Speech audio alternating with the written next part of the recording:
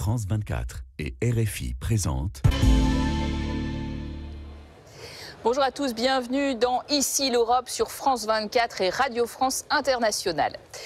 Investiture du climato-sceptique Donald Trump aux États-Unis, détricotage du pacte vert européen, allègement des contraintes normatives au nom de la simplification, encore réintroduction de pesticides interdits. Depuis le début de l'année, les associations, les ONG et les cercles de réflexion spécialisés dans la défense de l'environnement encaissent des convenus sur des convenus au niveau européen. Nous en parlons, ainsi que du reste de l'actualité européenne d'ailleurs, en compagnie de Pascal Canfin. Bonjour. Bonjour. Vous êtes député européen du groupe Renew au Parlement.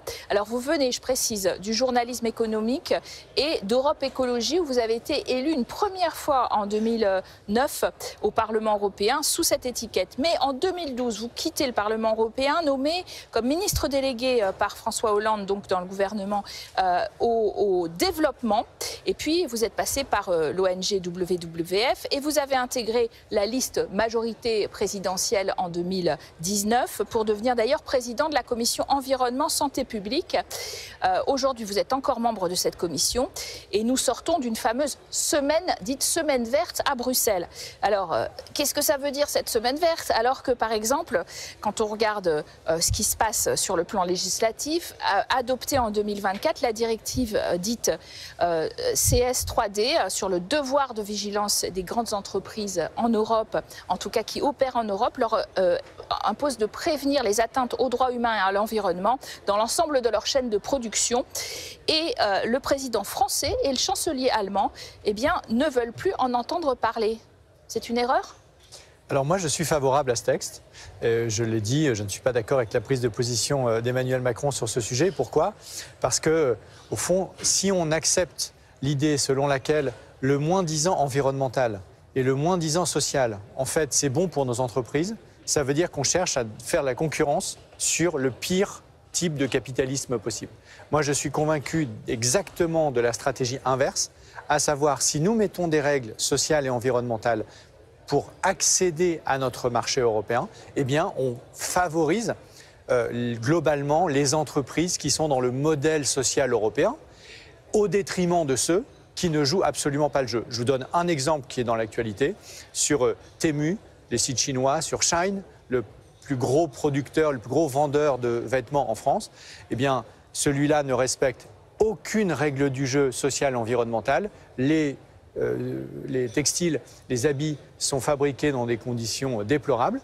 Eh bien, avec le devoir de vigilance, on sera en capacité juridique de demander des comptes à Shein sur les modes de production. Donc moi, je pense au contraire qu'il faut aller au bout de ce texte. Et d'ailleurs, en tant que négociateur de ce texte au Parlement européen, je constate qu'il n'y a pas de majorité pour détricoter la totalité du texte, c'est-à-dire pour faire ce que vous avez rappelé en introduction, c'est-à-dire supprimer le texte.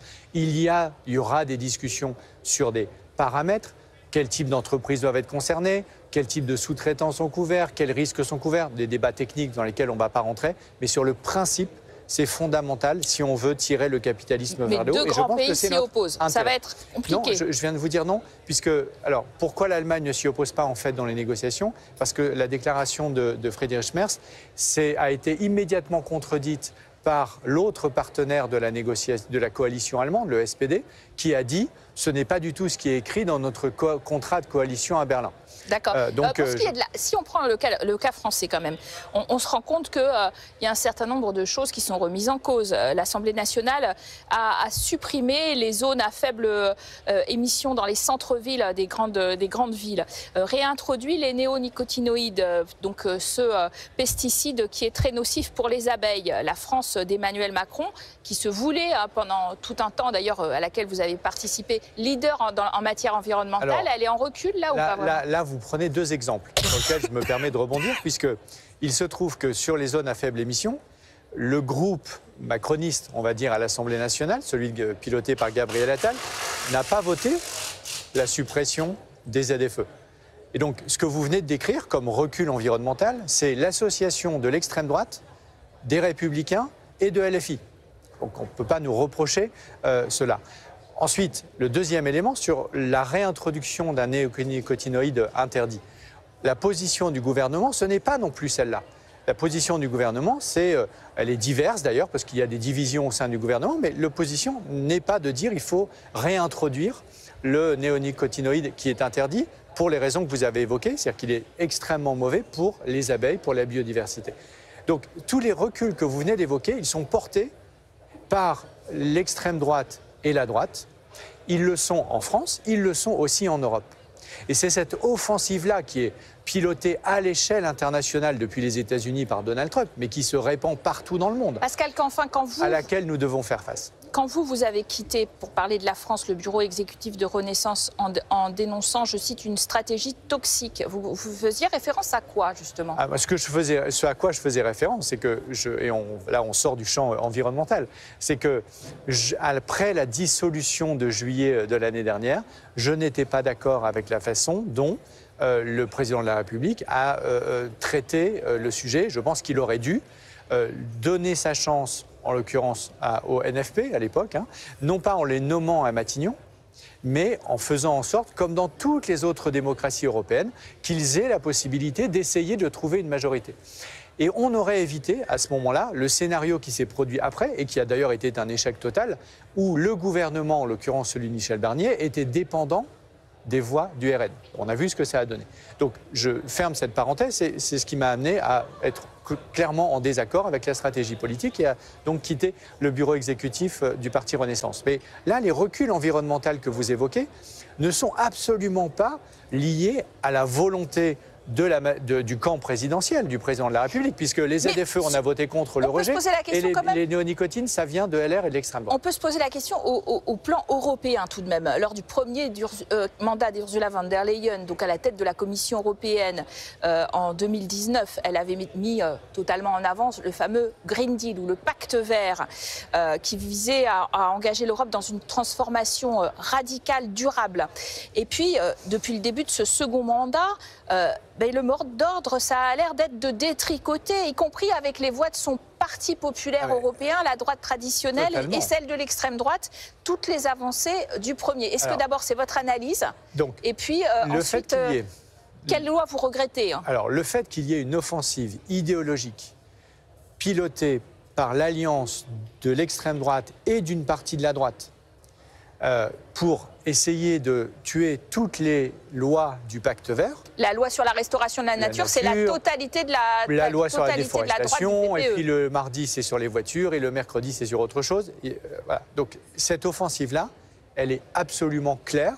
Et d'ailleurs, ici au Parlement européen, Jordan Bardella, le patron du Rassemblement national, a tendu la main au groupe de droite pour dire « associons-nous pour supprimer tous les textes du pacte vert ». Donc cette offensive idéologique, elle est absolument claire. Maintenant, la question, c'est que cette offensive idéologique, elle est contrebalancée par d'autres forces. Cette autre force, c'est que beaucoup continuent de penser, même à droite, que de continuer à être dépendant des énergies fossiles comme nous le sommes aujourd'hui, du gaz, du pétrole, bien, au fond, c'est très négatif pour notre souveraineté, pour notre capacité à exister, notamment dans les négociations avec les États-Unis ou demain avec, évidemment, la Russie. Et donc, cette dépendance aux énergies fossiles, bien, beaucoup de gens, y compris ceux qui peuvent être hostiles au pacte vert par ailleurs, reconnaissent que c'est un point de faiblesse de l'Europe. Or, c'est quoi le cœur du pacte vert? C'est précisément de remplacer les énergies fossiles, le charbon, le pétrole, le gaz, qui sont les principaux contributeurs au changement climatique, par de l'énergie décarbonée que l'on peut produire chez nous. C'est bon pour la planète, donc c'est lié au pacte vert, mais c'est aussi bon pour notre souveraineté et c'est bon pour notre compétitivité. Et donc ça continue d'avancer. Ça continue d'avancer. C'est pour ça que la situation est un tout petit peu plus complexe que celle que vous venez d'évoquer. Oui, vous parlez néanmoins, quand même, vous avez parlé d'une internationale des présidents d'extrême droite, Orban, Trump, Milei, qui veulent saboter tous les efforts pour lutter contre le dérèglement. Exactement. Néanmoins, il ne faut pas cacher et il faut au contraire dire à toutes les personnes qui nous écoutent que le sort du pacte vert, le sort de notre action pour le climat dépend de la capacité ou non à résister à cette offensive idéologique réactionnaire qui est menée à l'échelle mondiale. On le voit bien avec le retrait des États-Unis de Donald Trump de l'accord de Paris, ou on le voit bien avec d'autres enjeux. Donc il y a cette bataille politique, idéologique, culturelle, fondamentale qui est menée à l'échelle européenne et internationale. Et puis ensuite, ça il faut résister. Et puis ensuite, il y a des analyses un tout petit peu plus complexes, je dirais, qui montrent qu'en fait, c'est notre intérêt d'aller dans la direction du pacte vert. Je vous donne juste un chiffre, si vous me le permettez. L'année dernière, nous, tous les Européens, on a importé pour 450 milliards d'euros de pétrole et de gaz. Ça veut dire qu'on a dépensé, sorti de l'économie européenne, 450 milliards d'euros en une seule année. Cet argent, il est allé où? Il est allé aux États-Unis, il est allé un tout petit peu en Russie, un peu moins, mais toujours quand même un peu pour financer l'effort de guerre, malheureusement, de Poutine. Et il est allé au Qatar, il est allé en Arabie Saoudite. Or, quels sont les premiers financeurs de l'islam radical dans le monde?